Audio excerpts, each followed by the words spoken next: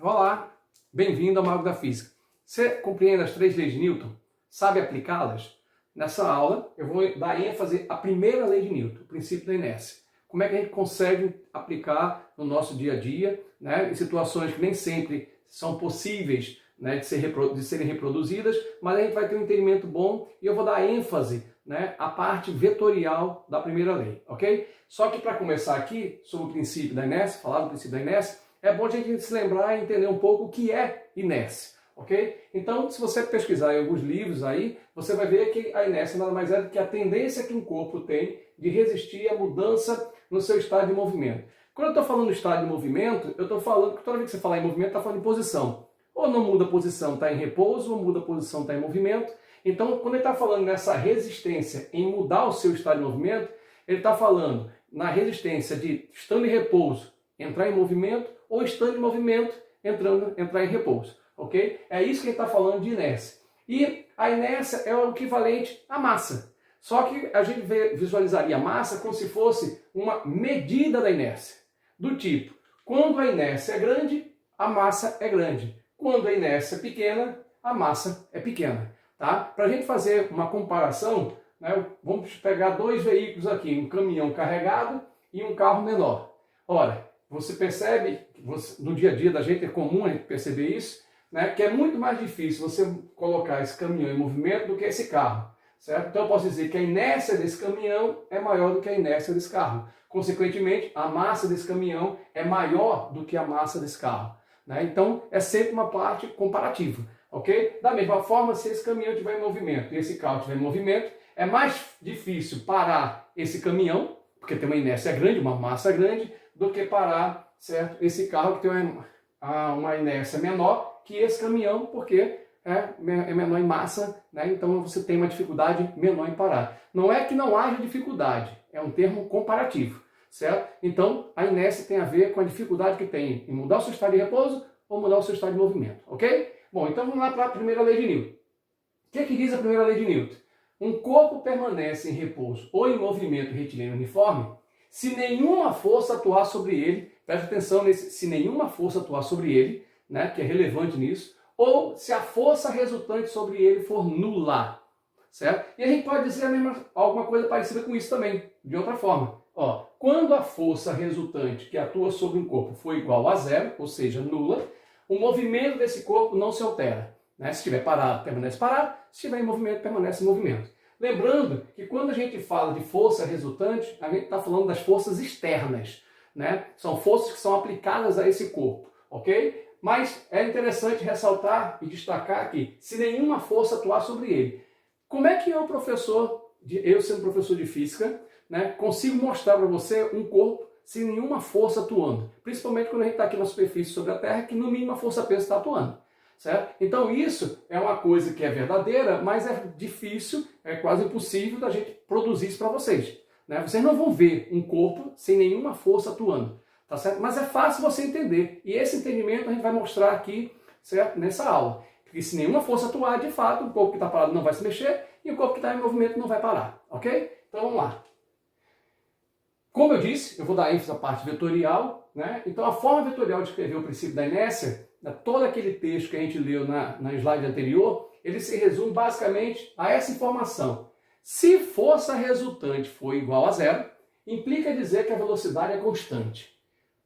Toda a primeira lei de Newton está restrita aqui? Sim, certo? Mas lembre-se que a gente está falando de translação. Por quê? Porque um corpo também pode girar, rotacionar. Só que quando você vai falar de rotação, você sai da força resultante e vai para a grandeza chamada torque, que não vamos trabalhar aqui, ok? Então a gente está falando basicamente em translação. Então todo aquele texto, de se está em repouso, fica em repouso, se está em movimento, fica em movimento, permanece em movimento, se resume a força resultante igual a 0? Sim, então a velocidade é constante. E é isso que a gente vai ver aqui, certo? Então, essa velocidade constante é o equilíbrio que a gente está chamando, e é o equilíbrio de translação. E esse equilíbrio, ele pode ser, repouso ou MRU. E a gente vai entender isso aí, ok? Então, vamos lá. Vamos lembrar de 2 coisas especificamente. Força resultante. Lembrando que quando a gente está falando de força resultante, tem uma aula lá no canal Mago da Física sobre o que é força resultante. Nada mais é do que a soma vetorial de todas as forças que atuam, né, de forças externas ao corpo que estão atuando sobre esse corpo. Eu faço uma soma vetorial e represento isso, né, sobre a força resultante, que pode ser zero ou pode ser um valor diferente de zero. Mas se for um valor diferente de zero, aí a gente vai para a segunda lei de Newton, ok? Então lembrando que a força vetorial é uma soma vetorial, perdão, onde esse N, Fn aqui, é o número de forças aplicadas ao corpo, que poderia ser peso, normal, força de atrito, F1, F2 e por aí vai, ok? Força resultante é isso. O que é velocidade? A gente está falando de velocidade. Velocidade é a rapidez de uma determinada direção e sentido. Quando a gente fala de rapidez, o que a gente está falando? A relação, né, a razão entre distância dividido pelo tempo. Quanto mais rápido eu for, né, ou seja, em quanto menos tempo eu variar a minha posição, maior é a minha velocidade. Tá certo? Então essa é a parte, né, digamos assim, é a invariante da velocidade, distância sobre tempo. Só que eu também tenho que levar em consideração que a velocidade, por ser uma grandeza vetorial, ela tem também direção e sentido. Ok? Então, só para fechar a ideia de velocidade, velocidade é a grandeza física vetorial que mede a rapidez com que um corpo muda a sua posição no espaço. Mudar a posição no espaço é se deslocar. Ok? Beleza. E quando você está falando de mudar a posição, é óbvio que você está falando sempre em relação a um referencial. Mas aí também já é outra aula. Mas a ideia de velocidade você já está concreta, né, no estudo que você tem. Ok? Bom, mas o que é então velocidade constante? Ora, a velocidade constante, como a velocidade é uma grandeza vetorial, então a velocidade constante vai ser representada por um vetor, lá da matemática, ok? Bom, e aí ela tem módulo, direção e sentido. O módulo é o número, a quantidade, o tamanho da velocidade, né? Em física a gente tem a intensidade, que é esse módulo, mais uma unidade de medida, que é em metro por segundo, no sistema internacional. A direção, que ela é aplicada, e o sentido também. A direção tem a ver com a reta e o sentido com um lado ou para o outro dessa reta, ok? Na verdade, quando a gente está falando de vetor, a gente está falando de um segmento de reta, mas a direção diz respeito à direção que esse segmento de reta está suportado. Então aqui tem uma representação do corpo em movimento com uma certa velocidade. Dizer que a velocidade é constante é uma afirmação muito forte. Por quê? Porque implica dizer, né, no momento que eu digo a velocidade é constante, eu tenho que confirmar e afirmar que o módulo é constante, que a direção é constante, que o sentido é constante. Ou seja, são vetores, né, com vários valores de velocidade, né, tipo vários momentos em que eu vou obter a velocidade, mas os vetores são todos iguais. Isso é que caracteriza a velocidade ser constante. Tá certo? Então, velocidade é constante, módulo é constante, direção é constante, sentido é constante. Não pode variar nada.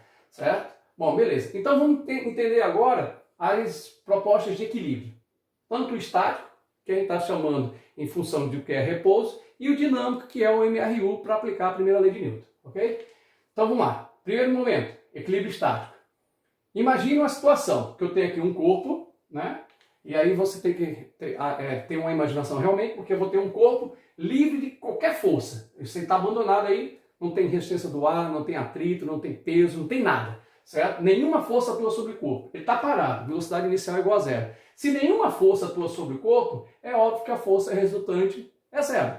Se eu estou somando zero, zero mais zero mais zero mais zero, então a força resultante é zero. Só um detalhe aqui, sempre que você representar uma grandeza vetorial, que é um vetor, o zero tem que ser igual a um vetor, que nesse caso é um vetor nulo. Você não pode comparar um vetor a um número, ou seja, eu não poderia botar FR igual a zero, porque aí você teria um vetor sendo igual a um número especificamente, tá certo? Por isso a gente representa o vetor nulo. Aí está ali meu corpo parado, nenhuma força atua sobre ele, e eu disparo aqui um cronômetro. 1, 2, 3, 4, 5, TM. Ou seja, o tempo passa e ele não muda a posição. De fato. Por que ele não muda a posição? Porque não tem nada aqui que vai fazer com que ele altere a posição. Nenhuma força vai puxar ele para baixo, para cima, para um lado ou para o outro. Certo? Então ele vai manter a velocidade constante. Nesse caso aqui, manter a velocidade constante é a velocidade T1, T2, T3, T4 permanecer sempre a mesma, igual, constante, certo? Só que todas elas igual a zero. Nesse caso aqui, a gente chama de equilíbrio estático, que nada mais é do que o que a gente fala e chama de repouso. Então é o primeiro tipo de equilíbrio, equilíbrio estático, mas nenhuma força atuando sobre o corpo. Porém, eu posso ter também, né, o corpo parado sobre uma superfície, por exemplo, e aí aqui eu tenho a força-peso puxando para baixo, né, a interação do corpo com a Terra, um planeta, aí ele empurra a superfície para baixo, a superfície empurra ele para cima com a força normal, eu tento puxar ele para a direita, né? Aí atua a força de atrito e puxa ele para a esquerda.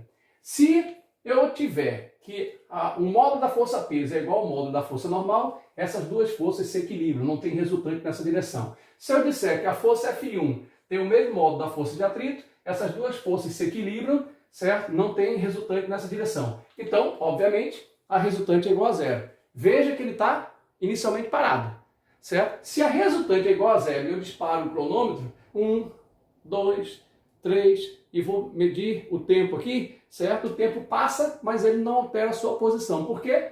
Porque a velocidade dele não vai ser alterada, uma vez que a força resultante é zero. Se a velocidade não é alterada, a velocidade permanece constante. Se a velocidade permanece constante, todos os valores de t, né, de v, para um t qualquer, t igual a 1, t igual a 2, t igual a 3, que me dá v1, v2, v3, tem sempre o mesmo valor, né, que é o valor zero. Nesse caso, é equilíbrio estático e é equilíbrio de repouso.